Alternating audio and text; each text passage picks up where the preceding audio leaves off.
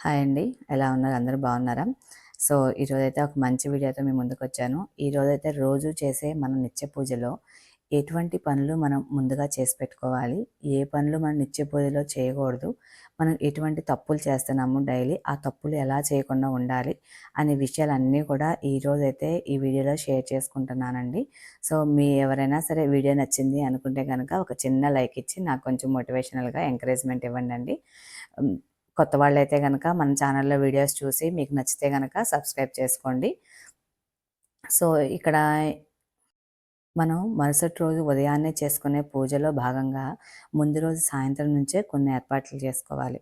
అవేంటంటే, మనం ఉదయాన్నే పూలు పెట్టి పూజ చేసుకుంటాం. మళ్ళీ సాయంత్రం రెండోసారి దీపారాధన చేసుకొని పూజ చేసుకుంటాం. సాయంత్రం నైట్ మనం పడుకునే ముందు స్వామి దగ్గర ఉన్న పూలు మనం మార్నింగ్ ఒకవేళ ప్రసాదాలు పెట్టుకుంటే ముందే తీసేసుకుంటాం. ఒకవేళ మర్చిపోయినా కూడా నైట్ ఈ టైంలో గనక తీసేసుకొని పక్కన పెట్టేసుకోవాలి. స్వామి వారి సామాను ఉంటాయి కదండీ! మన దీపారాధన కుందులు ఇవన్నీ కూడా ముందుగానే క్లీన్ చేసేసుకొని పెట్టుకోవాలి. అలాగే మనం స్వామికి అభిషేకం చేసినా లేదంటే అష్టోత్తరాలు చదివినప్పుడు పూలు అలా చల్లుతా గానీ ఏమైనా చేస్తే అవన్నీ కూడా చక్కగా తీసేసుకొని పక్కన పెట్టేసుకోవాలి. ఆ తర్వాత స్వామి దగ్గర చక్కగా నీట్‌గా మనం ఒక సెపరేట్ క్లాత్ పెట్టుకుంటాం కాబట్టి దాన్ని పెట్టి శుభ్రంగా క్లీన్ చేసేసుకొని ఉంచుకోవాలి.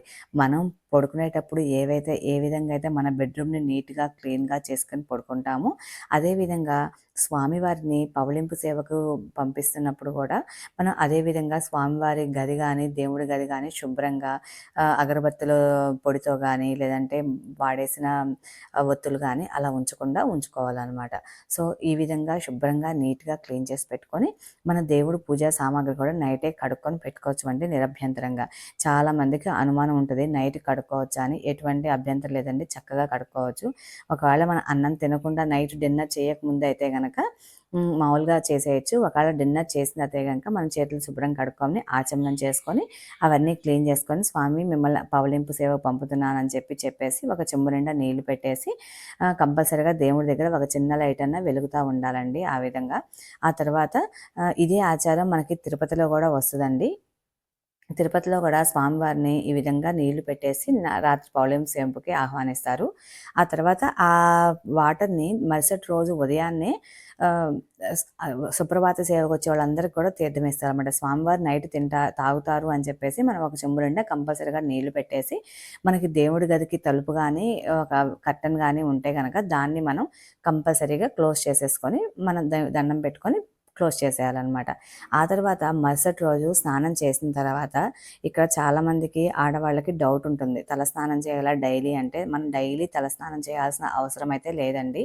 మనం పూజ చేసుకునేటప్పుడు కొంచెం తల మీద నీళ్లు చల్లుకొని సంప్రోక్షణ చేసుకుంటే సరిపోతుంది. మనం డైలీ చేయాల్సిన అవసరం లేదు. మగవాళ్ళైతే గనక డైలీ తలస్నానం చేసి పూజ చేసుకుంటే మంచిది. ఆ తర్వాత మనం పూజ చేసేటప్పుడు రోజు రకరకాల బట్టలేసుకొని చేసుకుంటాం. మన ఇంట్లో రోజు వాడుకునే బట్టలే. ఎందుకంటే ఇప్పటి రోజుల్లో అందరం గూడా పీరియడ్స్ వచ్చినా, ఏమొచ్చినా అంతా ఇంట్లో కలిపేసుకుంటున్నాం కాబట్టి, అలా కాకుండా అలా కలుపుకుంటున్నాం కాబట్టి 2 సెపరేట్‌గా కొన్ని చీరలు 2 గానీ, 3 గానీ కొన్ని చీరలు పక్కన పెట్టేసుకొని అవి మాత్రమే పూజకు వాడుకుంటే చాలా మంచిది. అవి కాటన్ చీరలు వాడుకుంటే మంచిదండి. ఒకవేళ కాటన్ లేదు అనుకుంటే ఆరాటపడిపోకుండా ఉన్న వాటితో అడ్జస్ట్ అయితే చాలా మంచిది. ఎందుకంటే ఒక పొర ఉన్న డ్రెస్‌తో అసలు మనం పూజ అనేది చేయకూడదండి. సో, అందుకని చెప్పేసి కంపల్సరీగా ఒకవేళ ఎవరికైనా చీర వీలు కాదు అనుకుంటే గనక ఆరోగ్య పరిస్థితి రీత్యా గానీ, ఇప్పుడు జరుగుతున్న జనరేషన్‌లో మన ఉద్యోగాలకు వెళ్ళే వాళ్ళు ఉంటారు కదా! ఇన్ని డ్రెస్సులు మార్చలేరు కాబట్టి ఉదయం టైంలో. సో, అందుకని వాళ్ళైతే గనక డ్రెస్ వేసుకొని కంపల్సరీగా చున్నీ వేసుకొని దాని మీద చున్నీ లేకుండా అసలు పూజ అనేది చేయకూడదు. ఒకవేళ నైటీ వేసుకునే వాళ్ళు ఆరోగ్యరీత్యా ఎవరికన్నా బాగోకపోతే నైటీ వేసుకుంటే గనక వాళ్ళైనా సరే నైటీ వేసుకొని దాని మీద చున్నీ వేసుకొని పూజ చేయాలి. చీర అయితే మనకి బ్లౌజు దానిపైన శారీ ఉంటుంది కాబట్టి 2 పొరలు ఉంటది కాబట్టి కంపల్సరీగా అలా వేసుకోవాలి. ఆ తర్వాత జుట్టండి. మనం జుట్టుని ఎప్పుడు కూడా క్లిప్పులు పెట్టి గానీ, హెయిర్ బ్యాండ్ పెట్టి గానీ అస్సలు వదలకూడదు. జుట్టు ఏ టైంలో అయినా వదిలేసి ఉండకూడదంట. అశౌచకం అంట. జుట్టు అనేది గోల్డ్ అనేవి అశౌచకం. సో, కాబట్టి మనం జుట్టుని కంపల్సరీగా మనం ముడి పెట్టుకొని ఉంచుకోవాలి. లేదంటారా చక్కగా శుభ్రంగా దువ్వుకొని జడ వేసేసుకుంటే మంచిది. అంతేగాని క్లిప్పులు పెట్టుకోవడం, ఫ్లక్కర్లు పెట్టుకోవడం లేదంటే టవలు మనం కట్టుకుంటాం కదండీ! టవల్‌తో అయినా అలా ముడి పెట్టేసుకొనైతే పూజ చేసుకోవచ్చు. అదైతే తప్పులేదు. ఆ తర్వాత మనం పూజ చేసుకున్న తర్వాత మనం జుట్టు పట్టుకొని జడ వేసుకుంటాం కదా! జడ వేసుకునేటప్పుడు దువ్వెన ఏమీ పట్టుకోకుండా దువ్వెన లేకుండా మామూలుగా డైరెక్ట్‌గానే మనకి వీలైతే గనక అలాగే వేసేసుకొని జడ వేసేసుకొని ఒక రబ్బర్ బ్యాండ్ వేసేసుకొని పూజ చేసుకుంటే మంచిదనమాట. మనం జుట్టనేది అస్సలకి వదిలేయకూడదు. కొంతమంది నీళ్ళు కూడా కొన్ని చుక్కలు చుక్కలు కారుతా ఉంటాయండి. అసలు అలాంటి తలతో అసలు మనం పూజ అనేది చేయకూడదు.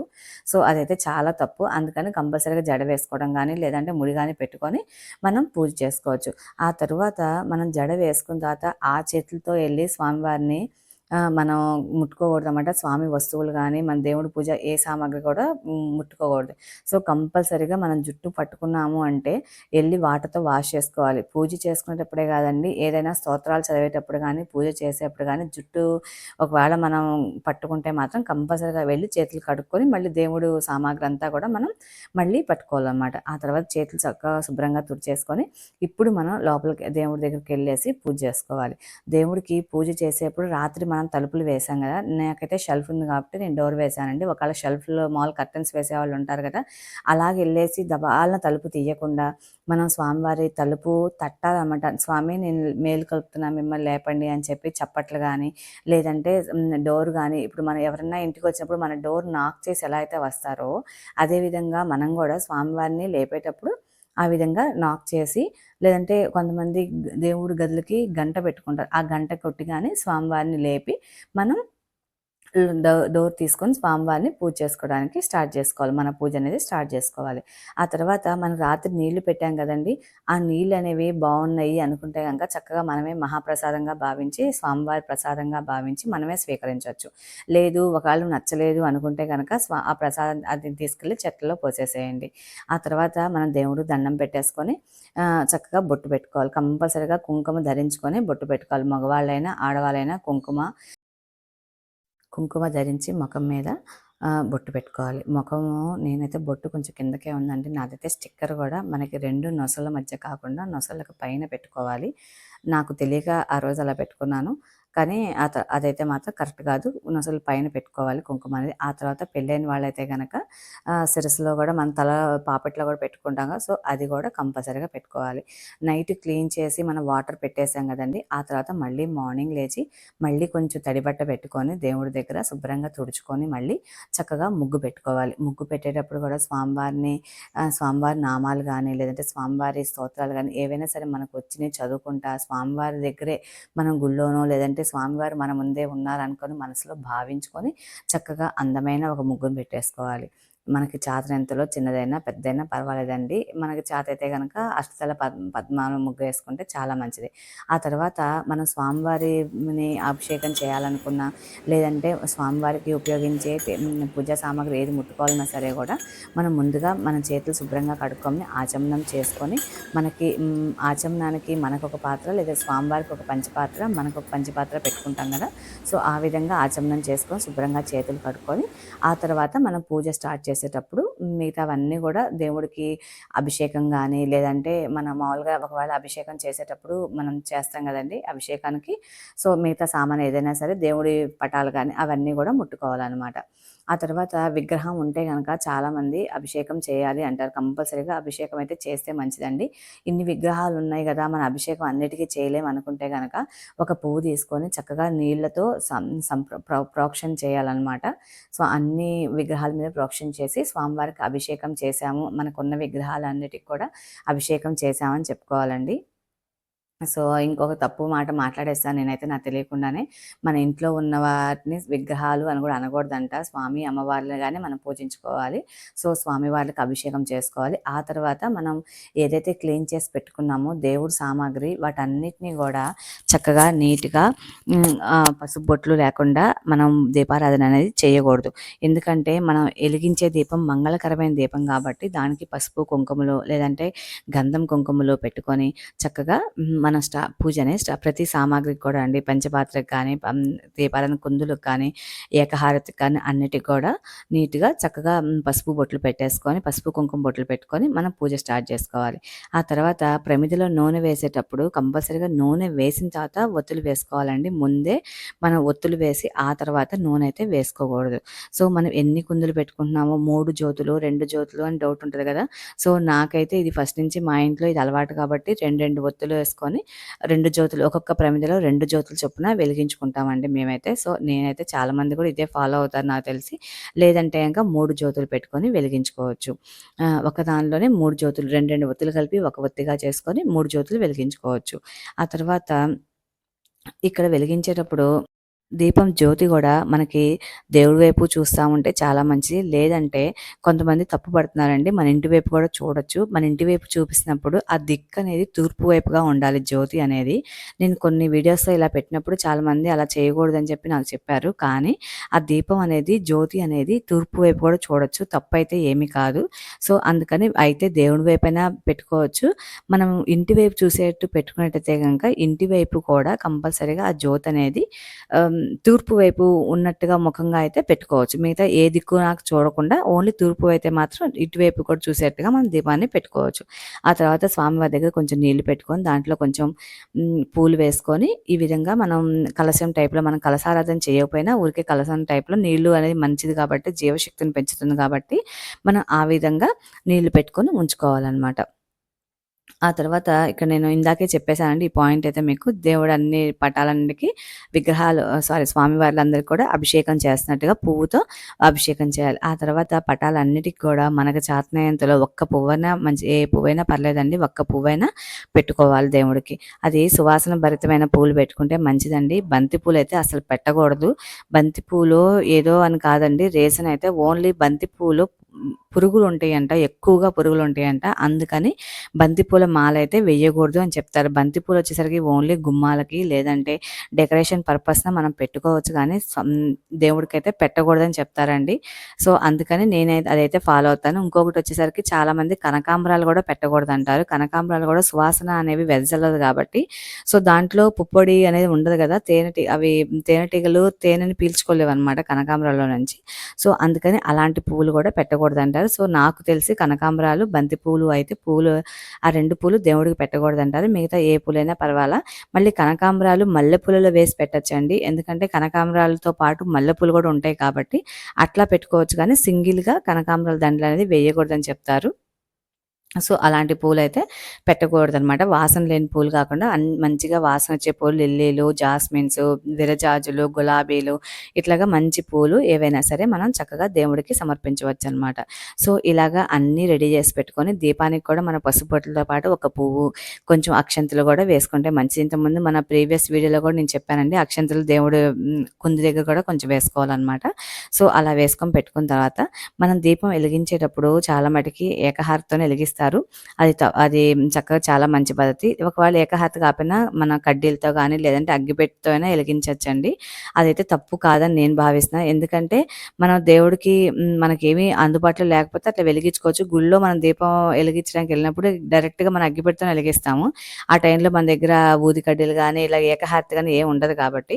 సో, అలా వెలిగిస్తాము. సో, అలా కాకపోయినా ఇలాగైనా వెలిగించొచ్చు. మనం అగ్గిపెట్టెతో ఎందుకు వెలిగించకూడదు? ఏకహారతితో ఎందుకు వెలిగిస్తాము అంటే, మనం ఏకహారతితో అనేది మన రెస్పెక్ట్ అనమాట. స్వామివారికి మనం ఇచ్చే గౌరవము. సో, ఆ గౌరవ సూచికగా మనం అలా అగ్గిపెట్టెని డైరెక్ట్‌గా వాడకుండా మనం స్వామివారికి ఇలాగా ఏకహారతితో అనేది మనం దీపారాధన చేసుకుంటామనమాట.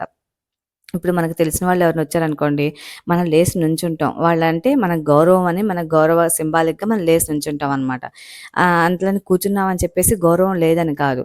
మన గుర్తుగా అలా లేసి నుంచుంటాం కాబట్టి, ఇలాగే మనం దేవుడి యొక్క దేవుడికి మనం గౌరవం ఇస్తున్నామనే గుర్తుగా మనం ఏకహారతితో దీపారాధన అనేది చేసుకుంటాము.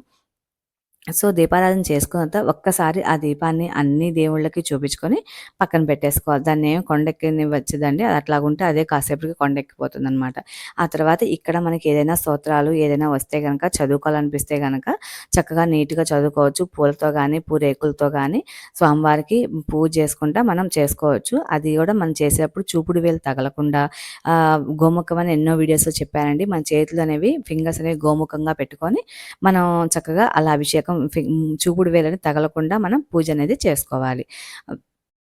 స్వామివారి నామాలు గానీ, అష్టోత్తరాలు గానీ చదివేటప్పుడు ఎప్పుడూ తప్పులు పోకుండా నిదానంగా, శ్రద్ధగా చదవాలండి.